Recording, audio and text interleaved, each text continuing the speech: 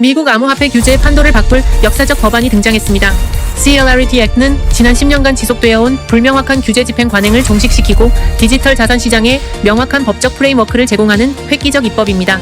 증권거래위원회의 무차별적 소송 공세로 얼어붙었던 시장이 이제 연방 법률이라는 견고한 토대 위에서 기관 자본을 맞이할 준비를 마쳤습니다. 과거 10년간 미국 디지털 자산 업계는 명문화된 법률 없이 증권거래위원회의 산발적 집행 조치에 의존해왔습니다.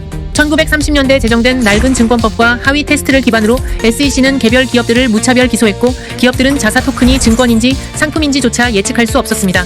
이러한 법적 불확실성은 대형 기관 투자자들의 시장 진입을 완전히 차단했습니다. 이러한 규제 모순의 정점에 리플 대 SEC 소송이 있었습니다. 2020년 12월 SEC는 리플이 XRP 토큰 판매로 13억 달러 상당의 미등록 증권을 불법 모집했다고 기소했습니다. 그러나 2023년 토레스 판사는 기관 대상 직접 판매는 증권이지만 거래소를 통한 소매 판매는 투자 계약이 아니라는 획기적 판결을 내렸습니다. 사법 판결만으론 보수적인 기관 자본을 끌어들이기 역부족이었습니다. 연방 법원마다 상반된 판결이 나오며 혼란은 계속되었기 때문입니다. 바로 이 지점에서 CLRT Act가 등장했습니다.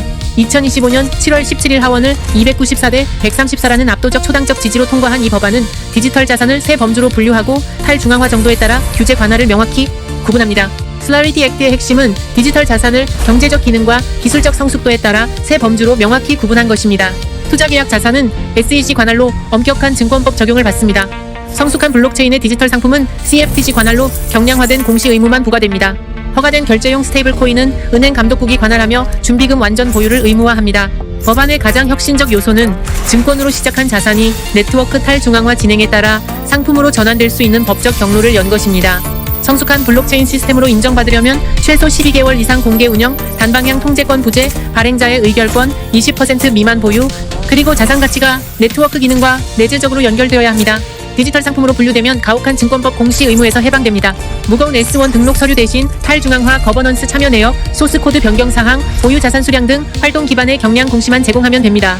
더 나아가 제3자의 2차 시장 재판매, 자체 보관 스테이킹, 위임 스테이킹, 에어드랍까지 증권 모집으로 간주하지 않아 디파이 생태계 기저 활동을 합법 영역으로 보호합니다. CLRT Act는 CFTC 산하의 디지털 상품 거래소, 브로커, 딜러라는 새로운 등록 범주를 신설했습니다.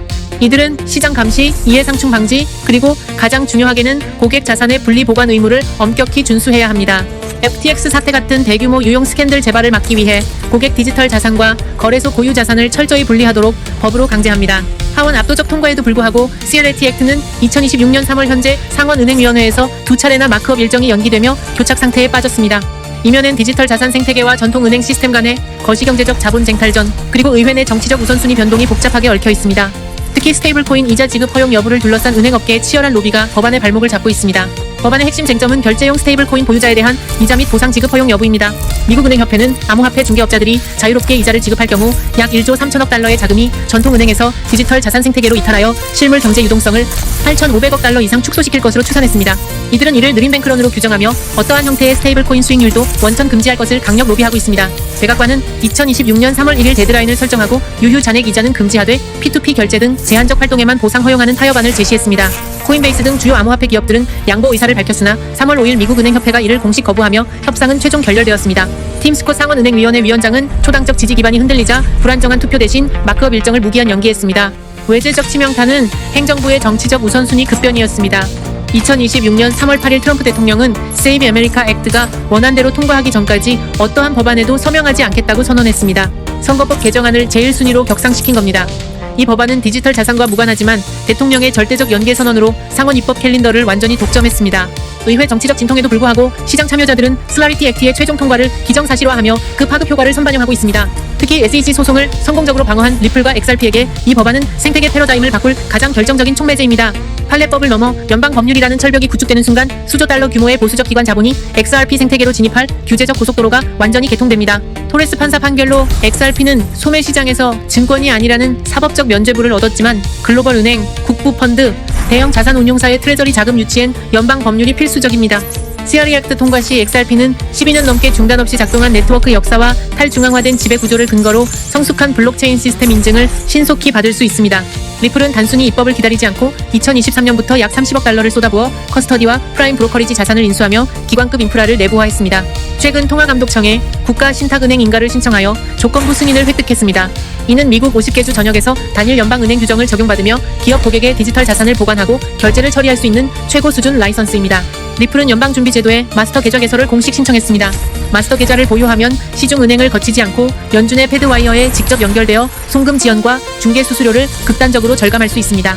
과거 커스토디아의 신청이 거부되며 아문이 드리웠으나 2026년 3월 4일 크라켄이 캔자스시티 연준으로부터 제한적 마스터 계좌를 승인받으며 분위기가 반전되었습니다. 규제 리스크 해소의 가장 직접적 지표는 월스트리트 움직임입니다. 골드만삭스는 2025년 12월 31일 기준 비트와이즈, 프랭클린, 그레이스케일 등 4개 XRP ETF에 걸쳐 총 1억 5,380만 달러를 투자했습니다. 상위 30개 기관 투자자 전체 XRP ETF 보유량 중 무려 73%를 독식하는 이 공격적 분산 투자는 월스트리트 심장부가 XRP의 합법적 유틸리티 자산 재평가를 얼마나 확신하는지 보여주는 압도적 시그널입니다. 법적 안정성 확보와 함께 XRP 원장도 비약적 기술 진화를 이뤘습니다. 2025년 성공 도입된 XRPL 이더리움 가상머신 사이드체인은 탈중앙화 금융 생태계 빈곤함을 타개했습니다.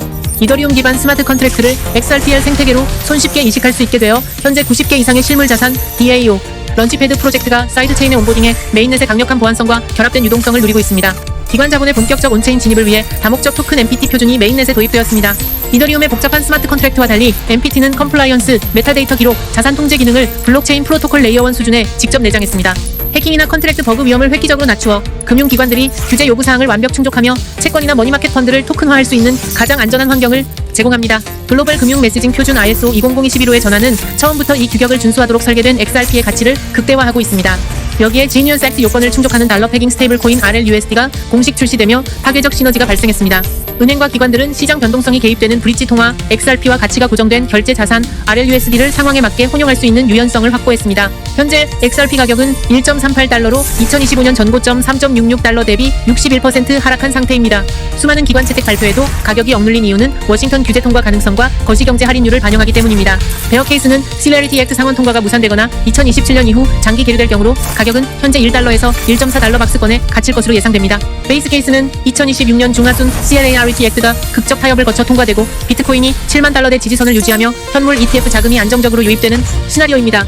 규제 오버행이 해소되면 시장은 구조적 회복 국면에 진입하고 호주 등 글로벌 은행권의 온디맨드 유동성 채택이 확대되어 현재가 대비 1.5배에서 2.5배 상승한 1.4달러에서 3.5달러 구간을 형성할 것으로 전망됩니다. 불케이스는 상원 교착 조기 돌파로 조기 입법 이루어지고 연준 마스터 계좌 승인이 떨어지며 주요 은행 트레저리 자산에 XRP가 대거 편입되는 가장 낙관적 상황입니다. 이 경우 XRP는 투기적 암호화폐를 넘어 디지털 원유이자 글로벌 금융 인프라 핵심 결제 레일로 본질 가치가 재평가되어 4.5달러에서 12달러 이상 구간으로 진입합니다. 장기적으로 2030년경 국경 간 결제 전면 적용 시 20달러 이상의 구조적 리프라이싱도 가능합니다. 클라리티 액트는 미국이 글로벌 토큰화 금융시장 패권을 쥐기 위한 지정학적 이정표입니다. 상원 교착에도 불구하고 규칙의 부재를 더 이상 감내할 수 없다는 초당적 공감대는 확고합니다. XRP 생태계는 이 전환의 최대 수혜자로 성숙한 블록체인 디지털 상품이라는 영구적 법적 지위, OCC 신탁은행 인가와 연준 마스터 계좌를 통한 연방 금융 시스템 침투, 그리고 골드만삭스 주도의 월스트리트 자본 유입이 삼위일체를 이루고 있습니다.